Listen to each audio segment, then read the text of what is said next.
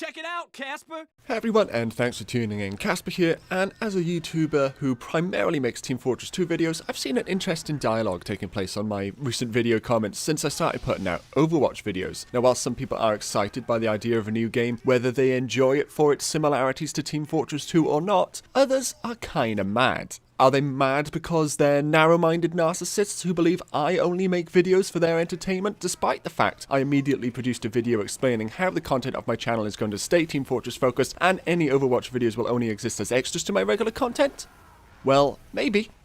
But I think a reason a lot of the people are worried about Overwatch videos appearing on both my channel and any other TF2's channel is summed up very nicely in a comment in one of my previous videos where a commenter says, "I'd be the one hating on Overwatch, but it's mostly because I don't want it killing Team Fortress 2. So, will the Team Fortress 2 be killed by the Overwatch?" The easy answer to that is no. Whilst they might look kind of similar on the surface, Team Fortress 2 and Overwatch are very different games, and they are going to attract probably fairly different audiences. Of course, it's impossible for me to know the future and what exactly will happen, but we are going to look at some of the most common arguments, or what I believe are the most reasonable arguments for how Overwatch coming into existence is going to affect Team Fortress 2 in the future, both good and bad. If you take a look on Steam, Team Fortress 2 is currently the third most played game at any given time. At the time of recording, there are just over 50,000 people playing right now, with a peak of around 80,000 players across the last 30 days. Now, even if half of those people completely migrated to Overwatch, there would still be at least 25,000 people online, which would still leave Team Fortress 2 in the top 10 of the most populous games, which is nothing to be upset about. Unless you're playing on an extremely bespoke or specific map or server, then as a player, you wouldn't even notice this. Of course, that assumes that 50% of people would leave Team Fortress 2 for Overwatch, which personally seems like a gross overestimation in my eyes. But of course, Overwatch does do a lot of things which Team Fortress 2 doesn't, such as its incredible modern graphics, what appears to be a much less bug-prone engine, a very active and communicative dev team who don't try to hide their existence, and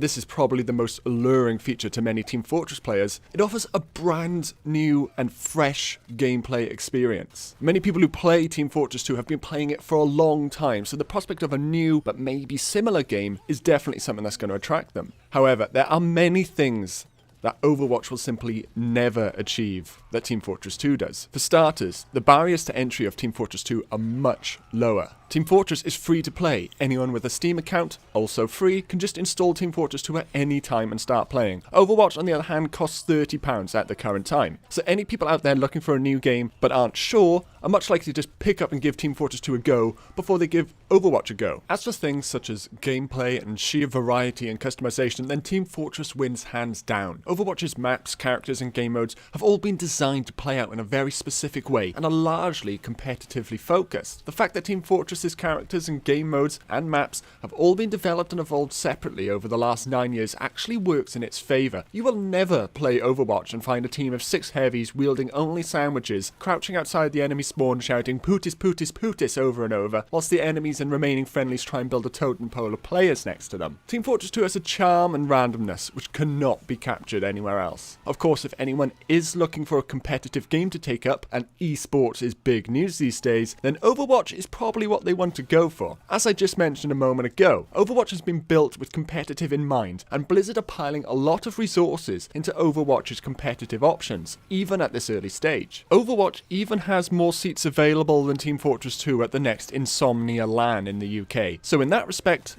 Overwatch is already starting to win the battle. But let's not forget one of the key factors of the business world. Competition is a good thing. Now, I don't know what's going on behind closed doors at Valve in terms of Team Fortress developments or plans, but from the outside, it really looks like the TF team are getting complacent. And why wouldn't they? For the last 8 years, they've been unrivaled. Sure, they put out a couple of bug fixes every few weeks so the community knows that they're not dead, and they consistently get 50,000 or so players in the game 24 hours a day. The amount of money they make off Manco store sales, as well as Team Fortress item resales on the community market, probably has more zeros in it than the view count on r/Overwatch Rule 34. But let's assume that Overwatch is a massive hit with the Team Fortress 2 fans. Let's say that 50% of players does transfer, and therefore Valve's Team Fortress 2 related revenues go down by 50%. What would they do? Well, at the company level, losing 50% of their Team Fortress revenues is probably a small proportion of the overall revenues they make from Steam. Other than developments related to the success of Dota and CSGO, the Valve devs have been pretty quiet, excluding their VR experimental game called The Lab. Maybe they're not that interested in producing Valve-branded games anymore. But for the sake of argument, let's assume that they do care. Well, if that's the case, then losing 50% of your players and revenue would be a massive deal. So how do you get those players back? Well, make your game better, of course. Competition from another game like Overwatch, which certainly appears to be the closest competition for Team Fortress 2 we've seen in a long time, will encourage the developers to fix bugs, improve performance, add new content, focus on competitive, balance weapons, etc, etc. All of the things the community's been asking for. All of the things which are the reason that people might consider leaving Team Fortress 2 in order to play a different game in the first place. So the way I see it, there are a few different camps of people. There's the Team Fortress 2 veterans who have 4,000, 5,000 or more hours in the game. They're bored. They want to play a game that gives them the same sort of joy that Team Fortress gave them in the early days, but one they're not bored of anymore. Those guys are probably not even playing Team Fortress 2 all that much anyway, and are looking for a new game to play regardless of its copycat Team Fortress style or not. Those guys are not really contributing to the apparent death of Team Fortress 2 because they've already left. Then there's the hardcore Team Fortress 2 fans who either still have fun playing or are still clinging on to maybe in the hope that their fun comes back or the hope that the devs pay them some attention. Either way, these guys feel threatened by the idea of a game killing their beloved Team Fortress 2, and they immediately hate Overwatch because of the attention it is getting, and they're just looking for reasons to hate it. Probably won't even look at the beta because they've already made up their mind from watching that one trailer one time a year ago. And then there's finally the camp of people who are sort of like the second group of people, but without all the salt. And this is where I consider myself to be. I love Team Fortress 2. It is by far my most played game of all time, and I guess that sort of makes it my favourite game. Sometimes I'm bored of playing it too much, but I know I can always go back to it and have fun. At the same time, my mind is completely open to new games to play. Overwatch looks like a good game, and I'm going to play it. Am I mad because it might kill Team Fortress? No, I'm proud of it. That is no easy feat. And the only reason it would kill Team Fortress is because it simply would have to be a better game. I can't be mad at something for being better than something else I love. Guys, I can love you both. So which camp do you fall into? Obviously, that comment I showed you at the beginning, I think the guy falls into the second group by his own admission, and that's fine.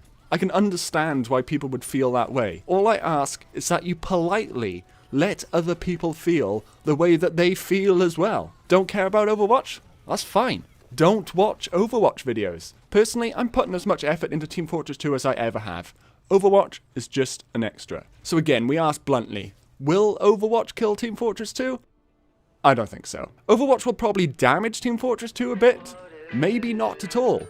But if it does damage Team Fortress 2, then it's up to the developers to save it. If they want to, that is. If that ain't fair, I don't